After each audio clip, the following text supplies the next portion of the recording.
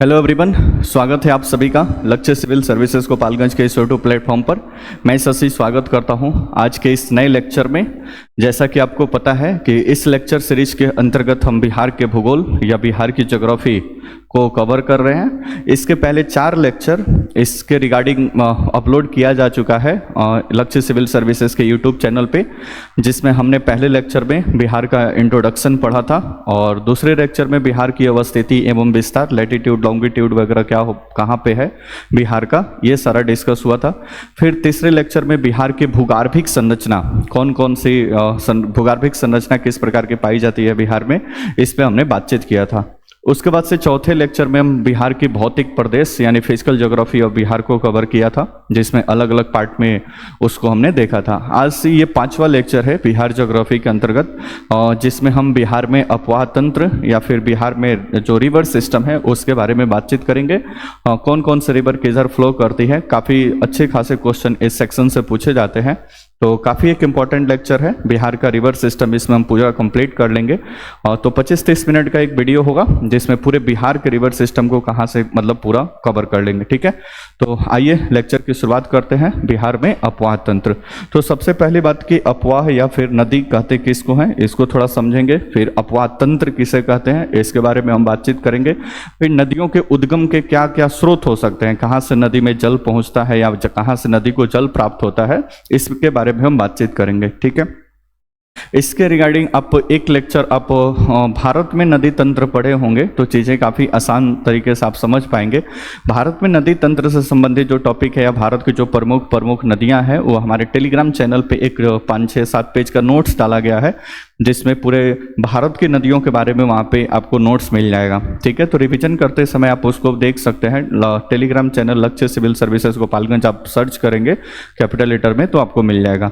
तो उस नोट्स में आप देखेंगे कि नदी किसे कहते हैं, नदी तंत्र किसे कहते हैं, ये सारा चीज़, बेसिन क्या होता है, नदी बेसिन क्या होता है, द्वाब क्या होता है, ये सारी चीज़ें वहाँ पे काफ़ी बेहतरीन तरीके से नोट्स में आपको मिल जाएगा, ठीक है। यहाँ पे हम चीज़ों को लिखाएंगे नहीं, लेकिन आपको समझा देंगे कि नदी वगैरह क्या होता है, नदी तंत्र क्या होता है, इन सारी चीज़ों को, ठीक है।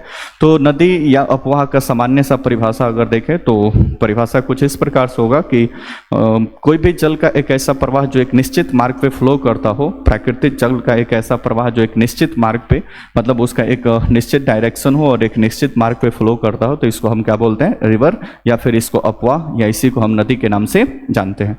तो एक शब्द क्लियर हुआ कि प्राकृतिक रूप से बहते हुए जलधारा को जो एक निश्चित मार्ग पे फ्लो कर रही है उसको हम बोलते हैं नदी। कोई दिक्कत?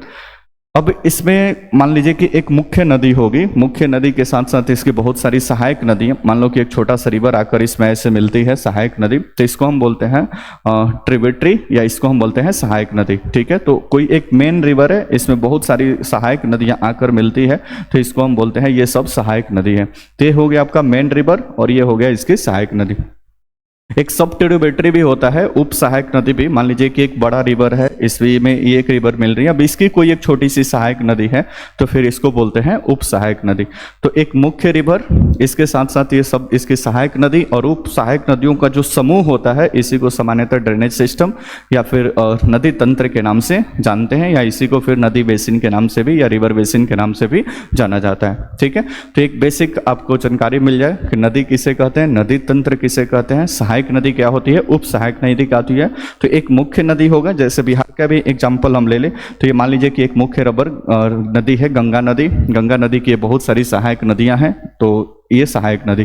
फिर हो सकता है कि किसी सहायक नदी का एक छोटा सा और कोई उसकी एक सहायक नदी हो, तो ये मेन रिवर का उप सहायक नदी होगा और इस रिवर का ये सहायक नदी होगा, ठीक है। तो ये बेसिक परिभाषा आप समझ गए होंगे, ठीक है। यहीं पे लिखा हुआ है अपवाह किसे कहते हैं, एक मुख्य नदी तथा उसके सहायक नदियों के द्वारा अपवाहित कुल जल क्षेत्र को अपवाह तंत्र कहते हैं, ठीक है।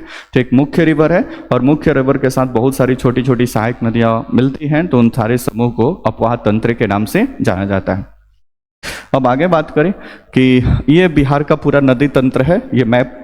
अच्छा, जितने स्लाइड इसमें हम डिस्कस करेंगे वो सारे स्लाइड टेलीग्राम चैनल पे आज से 1-2 दिन पहले ही डाला जा चुका है, तो आप जाकर वहाँ से इन सारे स्लाइड्स को आप अपने नोट्स में नोट कर सकते हैं या स्लाइड्स को वहाँ से देख सकते हैं। चाहे तो स्क्रीनशॉट ले सकते हैं, वीडियो के साथ आप नोट डाउन कर सकते हैं, वो आपके ऊपर डिपेंड करता है, क्योंकि इस लेक्चर में हम पूरे बिहार ज्योग्राफी पे बातचीत करते हैं। ये 5वां लेक्चर है, इसके बाद से 10-12 लेक्चर और होगा और पूरे बिहार ज्योग्राफी को फिनिश कर लेंगे। फिर लास्ट में हम बीपीएससी और बिहार दरोगा इन सारे एग्जामिनेशन के एमसीक्यू करेंगे, जो प्रीवियस ईयर क्वेश्चंस आया हुआ है, तब आपको पता चलेगा कि इस सेक्शन से कितने क्वेश्चन पूछे जाते हैं और इसके एग्जाम में इंपॉर्टेंस क्या है। ठीक है, तो ये पूरा आपका रिवर सिस्टम है, ये आपका गंगा रिवर है जो लगभग बिहार के बीचों बीच से गुजरती है, एक तरफ उत्तर बिहार और दूसरी तरफ दक्षिण बिहार, मतलब ये बिहार को लगभग 2 भागों में विभाजित कर देती है। तो ये मेन रिवर जो है ये गंगा रिवर है, जो आपको यहाँ पे ये दिख रहा है। अब गंगा रिवर की ये बहुत सारी सहायक नदियां हैं, जैसे उत्तर बिहार में आप देखेंगे तो यहाँ पे घाघरा, गंडक, बूढ़ी गंडक, बागमती, कमला, कोसी,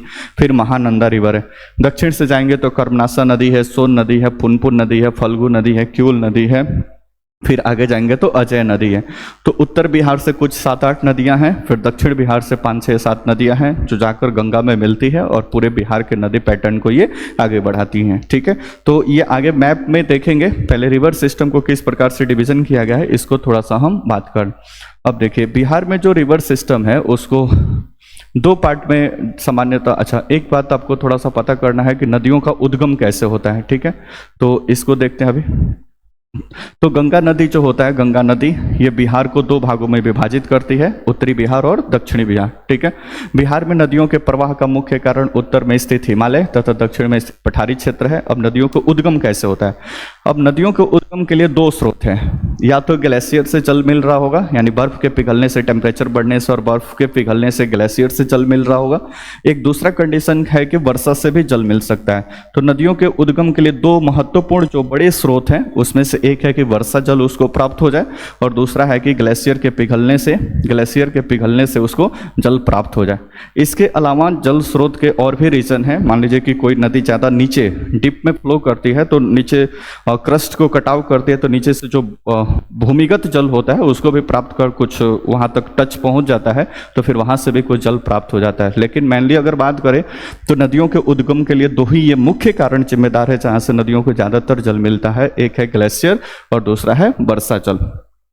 अब ग्लेशियर और वर्षा जल के मिलने के हिसाब से पूरे भारत की नदियों को 2 प्रकार से विभाजित किया गया है। एक होता है हिमालयी नदियां और दूसरी बात करें तो उसको हम प्रायद्वीपीय भारत की नदियां या पठारी नदियां या फिर मानसूनी नदियों के नाम से जानते हैं, क्योंकि उन नदियों में सिर्फ बारिश के समय या फिर मानसून के समय ही वर्षा आपको जल देखने को मिलेगा, जबकि उत्तर बिहार की हिमालयी नदियों में हमेशा वहाँ पे जल देखने को मिलता है। तो भारत में भी 2 प्रकार से उसको डिवाइड करते हैं हम, हिमालय नदियाँ और फिर प्रायद्वीपीय भारत की नदियाँ।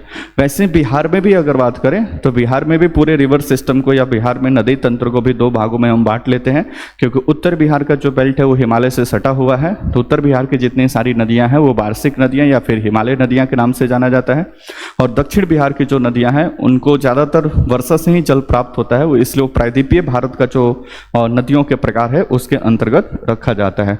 तो ये 2 प्रकार से है। नेक्स्ट देखेंगे तो यहाँ पे ये सारा डिटेल यहाँ पे दिया हुआ है, इसका विभाजन 67 या 68 में डायरेक्ट यहीं से क्वेश्चन पूछ लिया था दोनों का अंतर को लेकर कि हिमालय नदी और प्रायद्वीपीय नदियों में क्या अंतर है, तो एक क्वेश्चन यहीं से बन गया था। ठीक है, तो इसको थोड़ा सा आपको ध्यान से देख लेना है, थोड़ा सा अंतर क्या है समझ लेते हैं।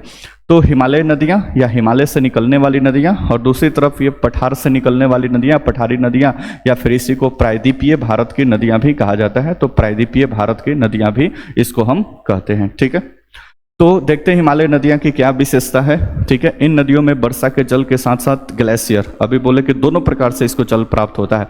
मानसून आएगा तो जैसे अभी मानसून का सीजन चल रहा है तो मानसून से पूरा उसको जल की प्राप्ति होगी, और दूसरा ग्लेशियर से भी इसको जल प्राप्त होता है। अतः ये 12 मासी नदियां हैं, मतलब साल के हमेशा 365 दिन कुछ न कुछ इन नदियों में जल रहता है और हमेशा इनका प्रवाह रहता है। लेकिन दूसरे साइड चले जाएं तो यहाँ पे तो दक्षिण भारत में चले जाएं तो हिमालय जो ग्लेशियर से यहाँ पे कोई प्रभाव नहीं पड़ता है। तो यह नदियां प्राय मौसमी होती हैं, ठीक है। इन नदियों का स्रोत सिर्फ वर्षा है, यानी अभी मानसून चल रहा है तो इन सारी दक्षिण भारत के या दक्षिण बिहार की नदियों में आपको जल दिखेगा। लेकिन जैसे ही मानसून खत्म हो जाएगा अक्टूबर नवंबर दिसंबर के आसपास, तो फिर जनवरी फरवरी में जाएंगे तो इसमें जल की मात्रा काफ़ी कम हो जाएंगी। अतः ये मौसमी नदियाँ या गर्मी के मौसम में नदियों में पानी बहुत कम हो जाता है या सूख सी जाती हैं ये सारी नदियाँ, ठीक है। तो ये हो गया इसका पहली विशेषता। दूसरी विशेषता कि इन नदियों की लंबाई अधिक होती है। अब जल इसमें ज़्यादा है तो जाहिर सी बात है कि लंबाई ज़्यादा दूर तक भी ट्रेवल करेगी, तथा इसका जल ग्रहण क्षेत्र, नदी का एक कैचमेंट एरिया होता है जिसको जल ग्रहण क्षेत्र बोलते हैं। कैचमेंट एरिया, मान लो कि कोई नदी इतना दूर में फ्लो कर रही है तो ये नदी की ये पूरा कैचमेंट एरिया कहलाता है, ठीक है, जितना दर में वो नदी पानी लेकर फ्लो कर रही है। तो जाहिर सी बात है कि हिमालय नदियों में जल की मात्रा काफ़ी ज़्यादा है तो उसका कैचमेंट एरिया क्या होगा, ज़्यादा। और जबकि प्रायद्वीपीय भारत की नदियों में जल की मात्रा कम है तो उसका कैचमेंट एरिया क्या होगा, कम। तो वही बात यहाँ पे लिखा गया है कि इसका जल ग्रहण क्षेत्र बड़ा होता है, अपेक्षाकृत ये कम लंबी, क्योंकि जल कम है और जल ग्रहण क्षेत्र इसका कम होता है। नेक्स्ट, यह नदियाँ गहरी घाटियों एवं गार्ज का निर्माण करती है। गहरी घाटियों और गार्ज का निर्माण, बोर्ड पर देखे, हिमालय से निकलने वाली नदियाँ गार्ज या घाटी कैसे बनाती है। तो जैसे मान लो कि कोई रिवर यहाँ पे माउंटेन से निकल रही है, कोई माउंटेन से, तो नीचे जब इसको माउंटेन से उतरेगी तो माउंटेन के अंतर्गत ऐसे भी शेप के गार्ज यहाँ पे बनाती है। एनसीईआरटी में ये कंसेप्ट काफ़ी बेहतर तरीके से दिया गया है। तो जहाँ से ऊपर पहाड़ों से ये नदियाँ उतरेंगी तो जाहिर सी बात है कि नीचे अपना वो क्षरण करेंगे तो फिर उसी को क्या बोलते हैं, गार्ज, या फिर भी शेप वहाँ पे गार्ज का निर्माण करती है, ठीक है। तो गार्ज बनाती हैं या गार्ज का निर्माण करती है। जबकि प्रायद्वीपीय नदियाँ की घाटियाँ कम या उथली होती हैं, क्योंकि पानी कम है तो इसका जो मतलब लेवल होगा वो कम होगा या उथली होगा, मतलब थोड़ा सा कम पानी, वाटर, ठीक है। हिमालय नदियाँ विसर्प बनाती है। विसर्प मतलब ऐसे टेढ़ा हम ऐसे कुछ करके फ्लो करेंगे तो विसर्प बनाएंगे, ठीक है। और मार्ग भी बदलते रहती है, क्योंकि इधर थोड़ा सा ढाल भी कम है, मैदानी इलाका है, तो ये मार्ग भी बदलते रहती है और ऐसे विसर्प होकर ये फ्लो करती हैं, ठीक है। ये अपेक्षाकृत सीधी मार्ग बनाती हैं और मार्ग नहीं बदलती हैं। कौन, दक्षिण भारत की नदियां या फिर दक्षिणी बिहार की नदियां, जो भी आप कह लें। नेक्स्ट, हिमालय नदियां अभी अपने विकास की युवा अवस्था में है, जबकि प्रायद्वीपीय नदियां विकास की अपनी प्रौढ़ा अवस्था में, मतलब इनमें जल की मात्रा कम है, इसमें जल की मात्रा भी काफ़ी अधिक सारा है, ठीक है। हिमालय नदियां अपने मुहाने पर बड़े डेल्टा बनाती है, जैसे गंगा ब्रह्मपुत्रा के बीच जो डेल्टा है, सुंदरबन का डेल्टा पूरे विश्व में सबसे बड़ा डेल्टा है। जबकि ये नदियाँ अपेक्षाकृत अपने मुहाने पर छोटे डेल्टा या ज्वारनोद्मुख बनाती है। अभी बात करते हैं हम ज्वारनोद्मुख और डेल्टा क्या होता है, ठीक है, थोड़ा सा भी पैसेंस रखिए। यह नदियाँ नौका वाहन और सिंचाई के लिए अनुकूल होती हैं, जबकि इधर की नदियाँ सिंचाई और सिंचाई और नौका के लिए कम अनुकूल होती है। तो उत्तर भारत की नदियां या फिर उत्तर बिहार की नदियां देखेंगे तो इसमें था पानी है, मतलब जल काफ़ी ज़्यादा है, तो इधर सिंचाई उचाई का तो कोई ये नहीं है। अब सरकार का वो फेल्योर है कि उस प्रकार से नहर का डेवलपमेंट नहीं हो रहा है, सारी चीज़ें। और उत्तर भारत में या फिर उत्तर बिहार में या उत्तर भारत में आप ऐसा नहीं देखेंगे जल के लिए कभी लफड़ा फसाद हुआ कि हमारे पास इतना जल है और यूपी बिहार नेपाल ये सब अपने में लफड़ा हो जाए। लेकिन साउथ में देखेंगे तो वहाँ पर जल की स्कार्सिटी है, मतलब वहाँ की नदियों में कम जल पाया जाता है, इसलिए तमिलनाडु, कर्नाटक, आंध्रा, तेलंगाना इधर देखेंगे तो जल के लिए भी काफ़ी विवाद होते रहता है, जैसे कावेरी नदी जल विवाद आपने सुना होगा, ठीक है। तो इस प्रकार से अब नदी पढ़ते समय दो चीज़ें आपको समझना होता है, एक होता है डेल्टा और एक होता है एस्चुअरी, ठीक है, जिसको ज्वारनदमुख भी बोलते हैं। तो अभी बोले कि हिमालय से जो नदियाँ निकलती है इधर से, जैसे ये गंगा रिवर है, तो ये अपने साथ बहुत सारा जल प्रवाहित होते हुए जाकर यहाँ पे बंगाल की खाड़ी में ये गिरती है, तो सामान्य से डेल्टा उसको बोलते हैं। अब ये नदी जब आ रही है तो अपने साथ बहुत सारे अवसाद लेकर ये आगे बढ़ रही है। अवसाद लेकर जब आगे बढ़ रही है तो ये मतलब जिस लेवल से जिस सरफेस पे बढ़ रही है उसी सरफेस के साथ ये जाकर मिल जाएगी, मतलब जिस लेवल पे ये फ्लो कर रही है उसी लेवल पे जाकर ये बंगाल की खाड़ी से मिल जाएगी। तो यहाँ पे जाकर सारे अवसादों को जमा कर देगी, इसको डेल्टा बोलते हैं। लेकिन इधर आप बात करें कि एस्चुरी या ज्वारनदमुख क्या होता है, तो यहाँ पे आप पश्चिमी घाट है, पश्चिमी घाट। अब इधर से जो नदियाँ इधर जाकर गिरती है तो थोड़ा ऊंचाई के साथ मतलब वो जाकर गिरती हैं, इसलिए उसको हम एस्चुरी या फिर ज्वारनदमुख से नाम से जानते हैं। तो ये सिंपल सा डेफिनेशन है।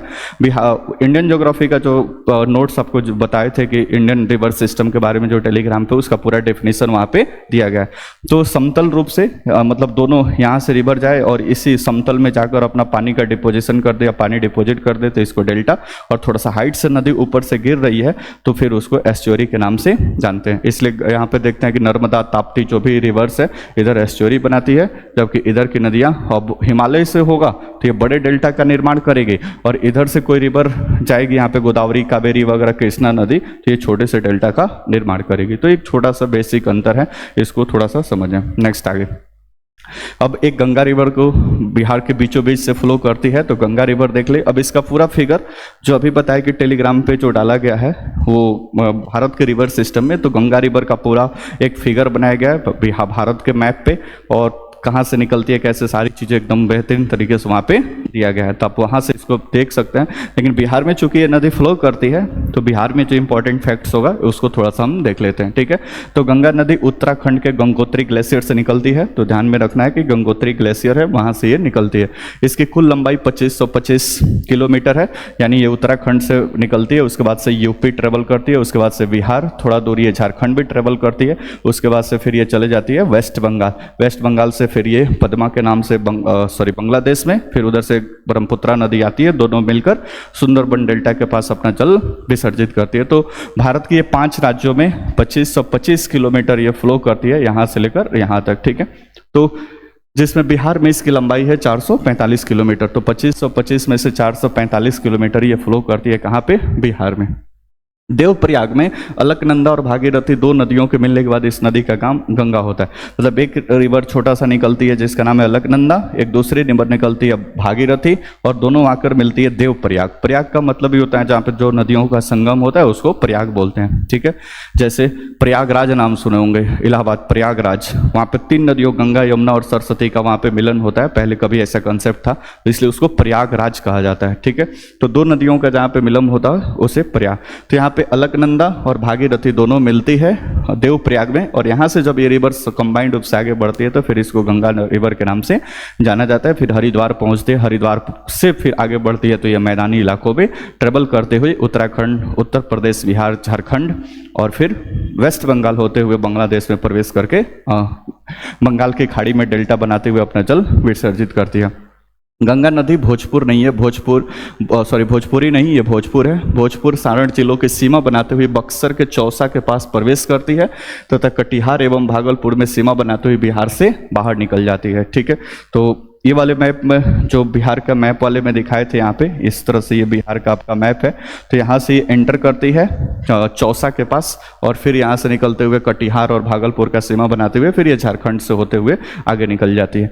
गंगा की सहायक नदियों में घाघरा, गंडक, बूढ़ी गंडक, कोसी, सोन, पुनपुन, फल्गु, किऊल आदि नदियाँ बिहार में गंगा में मिलती है, जबकि महानंदा और अजय ये दोनों नदियाँ मतलब बिहार में नहीं, एक झारखंड से और महानंदा पश्चिम बंगाल से आकर गंगा में मिलती है। अच्छा, ये जो गंगा की सहायक नदियां हैं ये सिर्फ बिहार का है। उत्तर प्रदेश, उत्तराखंड, इन सभी राज्यों में भी गंगा की सहायक नदी हैं, तो उसको यहाँ पे हम डिस्कस नहीं कर रहे हैं, सिर्फ बिहार की बात कर रहे हैं। बांग्लादेश में इस नदी को पद्मा कहा जाता है, जो अंततः बंगाल की खाड़ी में जाकर अपना जल विसर्जित कर देती है। बिहार की नदियों को 2 भागों में विभाजित किया जाता है, मतलब पूरे बिहार के रिवर सिस्टम को देखें तो 2 भागों में विभाजित किया जाता है, उत्तर बिहार की नदियां और दक्षिण बिहार की नदियां। उत्तर बिहार की नदियों में घाघरा, गंडक, बूढ़ी गंडक, बागमती, कमला, कोसी और महानंदा रिवर, जबकि दक्षिण में बात करें तो कर्मनासा, सोन, पुनपुन, फल्गु, शंकरी, किऊल, फल्गु, अजय, ये सारी रिवर आपको दक्षिण बिहार में पाई जाती हैं, ठीक है। तो इतना क्लियर। नेक्स्ट, अब जितने रिवर का हम नाम बताएं, 1 मिनट यहाँ पे आप देख सकते हैं, ये सारे रिवर आपको यहाँ पे देखने को मिल जाएंगे, ठीक है। जैसे ये मुख्य गंगा रिवर है जो यहाँ पे बिहार के लगभग बीचों बीच से फ्लो करते हुए इधर झारखंड, पश्चिम बंगाल होते हुए बांग्लादेश होते हुए बंगाल की खाड़ी में अपना जल विसर्जित करेंगे। दूसरा अगर बात करें तो ये देखिए जितना रिवर बताए उत्तर बिहार के ये सब नदियां हैं जो गंगा में मिलती है, घाघरा, गंडक, बूढ़ी गंडक, बागमती, कमला, कोसी, महानंदा, फिर कर्मनासा, सोन, पुनपुन, फल्गु, किऊल, अजय, इन सारे मतलब ये सारी दक्षिण बिहार की नदियाँ। अब क्वेश्चन पूछने का अलग अलग तरीका है, आपको यहाँ से अलग अलग प्रकार से, जैसे एक बार क्वेश्चन पूछ दिया था कि निम्न में से कौन सी नदी उत्तर से दक्षिण फ्लो करती है, या निम्न में से कौन उत्तर से आकर गंगा में मिलती है या दक्षिण से आकर गंगा में मिलती है। तो बीपीएससी में एक बार क्वेश्चन, तो इसको 2 तरीके से, अच्छा दाएँ बाएँ अगर देखें तो अब चूंकि गंगा रिवर इधर फ्लो कर रही है तो इधर से जो रिवर मिलेगी वो बाएं तरफ से मिलने वाली नदी होगी, और इधर से जो नदी मिलेगी नीचे से उसको दाहिनी तरफ से मिलने वाली नदी बोलते हैं। पहली बात। दूसरी बात कि इधर से उत्तर से मिलने वाली नदी और दक्षिण से मिलने वाली नदी, परंतु इसका अगर बहाव देखेंगे तो ये उत्तर से दक्षिण है, जिसका बहाव देखेंगे तो दक्षिण से उत्तर है।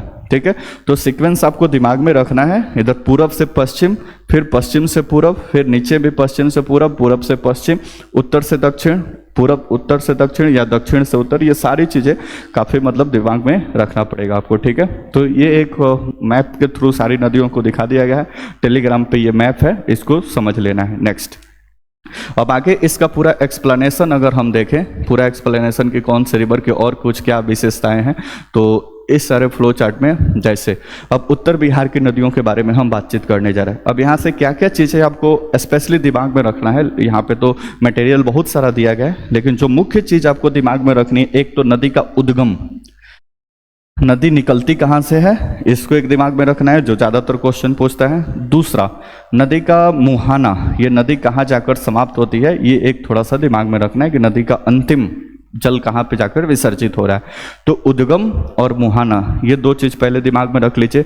उसके बाद से इसकी कोई छोटी सहायक नदी है जहाँ पे कोई नहर वगैरह डैम वगैरह बनाया गया है, या फिर इसी नदी के ऊपर कोई डैम वगैरह बनाया गया है, इसको थोड़ा सा दिमाग में रख लेना है। तो उद्गम मुहाना दो चीज़, उसके बाद से इसकी कोई छोटी छोटी सहायक रिवर हो, या फिर इस नदी के ऊपर कोई डैम वगैरह बनाएगा, हालांकि वो अलग चैप्टर है, बिहार में डैम या फिर जल सिंचाई वगैरह वो नेक्स्ट टॉपिक में आएगा, फिर भी इसके साथ जो होगा उसको देख लेंगे। ठीक है, दूसरा कि ये किस लोकेशन पे प्रवाहित होती है, इसको भी थोड़ा सा देख लेना है कि उत्तर बिहार में है कि दक्षिण बिहार में है, कौन कौन सी जिलों से ये प्रभावित होती है, तो उसको थोड़ा बहुत आपको देख लेना है। ठीक है, आइए अब बारी बारी से इन सारी नदियों के थोड़ा सा डिटेल में हम बात कर लेते हैं, उसके बाद से इस टॉपिक को फिनिश कर लेते हैं। तो सबसे पहला नदी है, उसका नाम है घाघरा नदी। ठीक है, घाघरा नदी, इसका जो उद्गम होता है नम्पा, नेपाल का एक क्षेत्र है जहाँ से इसका उद्गम होता है। यह नदी उत्तर प्रदेश में सरयू नदी के नाम से जानी जाती है, मतलब इसी नदी को सरयू नदी के नाम से भी जाना जाता है। ठीक है, तो ये नदी आपका सरयू नदी कहलाती है। कहाँ पे, उत्तर प्रदेश, जो अयोध्या वगैरह है वहाँ पे जो नदी है सरयू नदी, उसको घाघरा कहा जाता है बिहार में। उत्तर प्रदेश के पूर्वी भागों, अब उत्तर प्रदेश के पूर्वी भागों से स्थित जिलों से प्रवाहित होकर घाघरा नदी उत्तर प्रदेश और बिहार का सीमा बनाते हुए छपरा में प्रवेश करती है। इसका मुहाना रिवेलगंज छपरा, और ये गंगा में आकर मिल जाती है। तो रिवेलगंज छपरा में आकर ये नदी आकर गंगा में मिल जाती है। ठीक है, इस नदी का प्रमुख विशेषता यह कि प्राय अपना मार्ग बदलती है। अब अभी बोले कि हिमालय नदियां हैं तो बिसर्फ चलती है और अपना मार्ग बदलती है, तो मार्ग ये भी बदलते रहती है। इसको सरयू के नाम से, गोगरा के नाम से, करनाली आदि नामों से भी जाना जाता है। ठीक है, इसकी सहायक नदियां हैं ताप्ती, छोटी गंडक, शारदा, भेरी, सेती। ठीक है, तो उद्गम समझ गए, नाम्पा नेपाल, मुहाना समझ गए कि गंगा रिवर में ये आकर इधर से मिलती है रिवेलगंज छपरा में। इसका अन्य नाम है सरयू, गोगरा, करनाली, और इसकी सहायक नदियां हैं राप्ती, छोटी गंडक, शारदा, भेरी और सेती आदि इसकी सहायक नदी हैं। ठीक है, तो ये हुआ आपका उत्तर बिहार की पहली नदी। दूसरी रिवर है जिसका नाम है गंडक रिवर। गंडक रिवर की बात करें तो यह काली गंडक और त्रिशूली नदियों के मिलने से बनती है, मतलब दो छोटी छोटी नदी की धाराएं हैं, काली गंडक और त्रिशूली, इन दोनों से मिलकर गंडक रिवर बनती है। इसका उद्गम नेपाल में, मतलब ये भी रिवर आपको नेपाल से निकलती है। यह नेपाल में प्रवाहित होते हुए सोमेश्वर श्रेणी के निकट, सोमेश्वर श्रेणी बिहार के भौतिक भूगोल में इन सारी चीज़ों को पढ़ाया गया, सोमेश्वर श्रेणी में बिहार में प्रवेश करती है। गंडक की मुख्य शाखा धौलागिरी, अन्नपूर्णा श्रेणियों को पार करते हुए गार्ज बनाते हुए यह नदी बिहार में भैंसा लोटन में, पश्चिम बंगाल में, पश्चिमी चंपारण में प्रवेश करती है। ठीक है, यह नदी दक्षिण पूर्व दिशा में प्रवाहित हो सोनपुर के निकट गंगा में मिल जाती है। तो इसका उद्गम भी कहाँ पे है, नेपाल, और इसका सोनपुर के निकट ये गंगा में मिल जाती है। ठीक है, इसका अन्य नाम नारायणी, ठीक है, नारायणी इसका अन्य नाम है, और इसको सप्तगंडकी या शालिग्राम रिवर के नाम से भी इसको जाना जाता है। ठीक है, यह उत्तर प्रदेश बिहार के बीच 45 किलोमीटर की सीमा बनाती है। इसकी मुख्य सहायक नदी है काली गंडक, मरसी गंडक और त्रिशूली। ठीक है, तो इस रिवर के बारे में समझ गए कि उद्गम इसका है नेपाल में, और इसका मिलन कहाँ पे है, सोनपुर के पास ये गंगा में आकर मिल जाती है। इसको अन्य नाम से जानते हैं नारायणी, सप्तगंडकी, शालिग्राम, 45 किलोमीटर बिहार में प्रवाहित होती है। अन्य नाम में जाएंगे तो काली गंडक, मरसी गंडक या त्रिशूली के नाम से जानते हैं। तो ये हुआ उत्तर बिहार की दूसरी गंगा की सहायक नदी। नेक्स्ट आगे, बूढ़ी गंडक, यह नदी सोमेश्वर पहाड़ी के पश्चिम भाग से निकलती है, मतलब बिहार के आसपास निकलती है। बिहार के उत्तरी पश्चिमी जिले पश्चिमी चंपारण में प्रवेश करती है। बिहार के पश्चिमी चंपारण, पूर्वी चंपारण, मुजफ्फरपुर, समस्तीपुर, बेगूसराय जिले में बहते हुए अंत में खगड़िया जिले में यह नदी गंगा में मिल जाती है। तो खगड़िया में इसका मुहाना है और ये गंगा नदी में जाकर मिल जाती है। यह नदी बसंतपुर के निकट छोटी गंडक में मिलती है। इस नदी के ऊपरी भाग सिरकाना तथा निचला भाग बूढ़ी गंडक के नाम से जाना जाता है। तो इसका ऊपरी भाग सिरकाना रिवर और दक्षिणी भाग या निचली भाग बूढ़ी गंडक के नाम से जाना जाता है। इसका अन्य नाम सिरकाना भी है। इसकी नदियाँ के सहायक मसान, त्यूर, धनौती इसकी सहायक रिवर है। ठीक है, नेक्स्ट बागमती नदी। बागमती, इसका उद्गम नेपाल में है। शिवपुरी पहाड़ी है नेपाल, वहीं पे इसका उद्गम है। यह नदी महाभारत श्रेणी को काटते हुए बिहार के मैदानी भागों में सीतामढ़ी, रसूलपुर में प्रवेश करती है।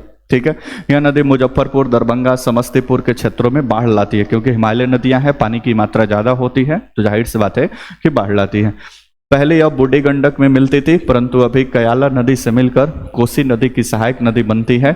इसकी सहायक नदियां हैं लालबकिया, लखनदेई, विष्णुमती। इसी नदी के तट पर काठमांडू और पशुपतिनाथ शिव के मंदिर अवस्थित है। ठीक है, तो ये हुआ आपकी चौथी।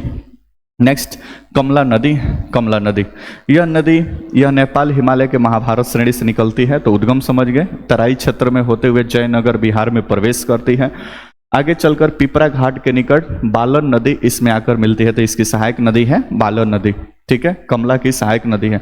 मान लीजिए गंगा रिवर है, तो ये कमला रिवर है, तो इसी की सहायक नदी है बालन नदी। ठीक है, इसका संगम बदला घाट के पास कोसी नदी में होता है, अर्थात यह कोसी की सहायक नदी है।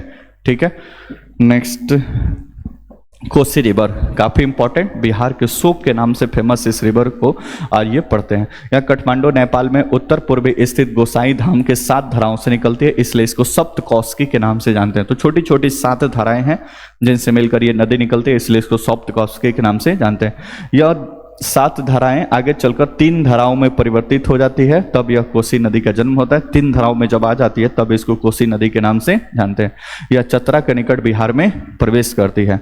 कोसी नदी अपने मार्ग परिवर्तन तथा बिहार के उत्तरी पूर्वी क्षेत्रों में बाढ़ के लिए विख्यात है, अतः इसे बिहार के शोक के नाम से जाना जाता है। हालांकि अभी कोसी बैराज भारत, नेपाल और बिहार सरकार के ट्रिपल ज्वाइंट प्रोजेक्ट के तहत वहाँ पे कोसी बैराज बना दिया गया बाढ़ पे कंट्रोल करने के लिए, फिर भी यहाँ पे फ्लड लाने के लिए ये पूरी तरह से फेमस है, इसलिए इस रिवर को बिहार के शोक के नाम से जाना जाता है।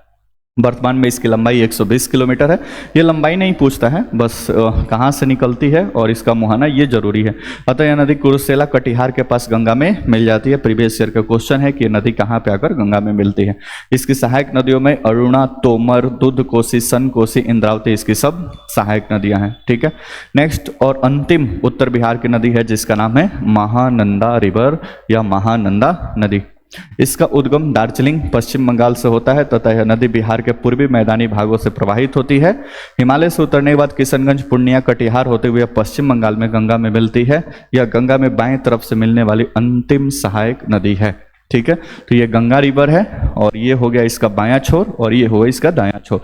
तो बाएं छोर से मिलने वाली ये महानंदा इसकी अंतिम सहायक नदी है, या फिर ये गंगा की अंतिम सहायक नदी है। ठीक है, नेक्स्ट अब आगे पढ़ते हैं दक्षिण बिहार की नदियां। दक्षिण बिहार की नदियों में जाएंगे तो सबसे पहला रिवर जो आपको आएगा उसका नाम है कर्मनासा नदी। ठीक है, इसका उद्गम कैमूर पहाड़ी से होती है, कैमूर पहाड़ी के पूर्वी भाग से होती है तथा नदी बिहार के दक्षिणी पश्चिमी भागों में प्रवाहित होती है। इस नदी का विशेष महत्व सिंचाई के लिए, क्योंकि कैमूर, रोहतास ये सारे डिस्ट्रिक्ट इसके अगल बगल आते हैं, तो सिंचाई के लिए काफ़ी इंपॉर्टेंट है, क्योंकि रोहतास आप देखते हैं कि धान और गेहूँ इन सबके उत्पादन में एक अच्छा खासा स्थान रखता है। ठीक है, बिहार और उत्तर प्रदेश का सीमा बनाते हुए चौसा, बक्सर के पास यह गंगा में मिल जाती है।